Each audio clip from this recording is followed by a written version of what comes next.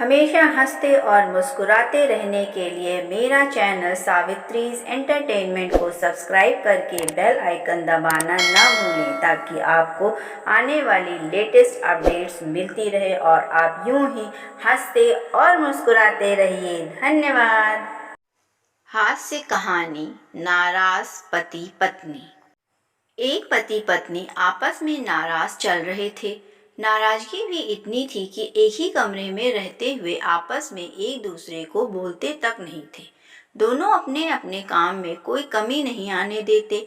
जैसे सुबह पति उठता तो पत्नी चाय टेबल पर रख जाती और ऑफिस का समय होता तो लंच बॉक्स तैयार करके देती। इसी तरह पति भी ऑफिस से आते हुए सब्जी, राशन आदि लाकर रख देता। काफी दिन गुजर गए।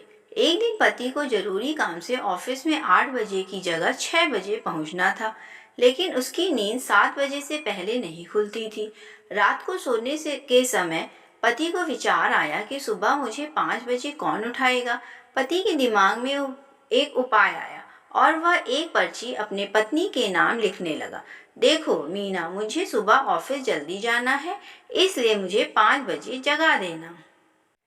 इस तरह पर्ची लिखकर वह पत्नी के बेड पर रखाया और बेफिक्र होकर सो गया।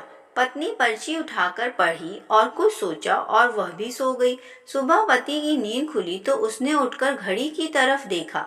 घड़ी में 7 बज रहे थे। फिर उसकी निगाह तकिए पर गई तो वहां एक पर्ची रखी थी। उस पर लिखा था, जी उठ जाओ, सुबह के 5 बज गए हैं।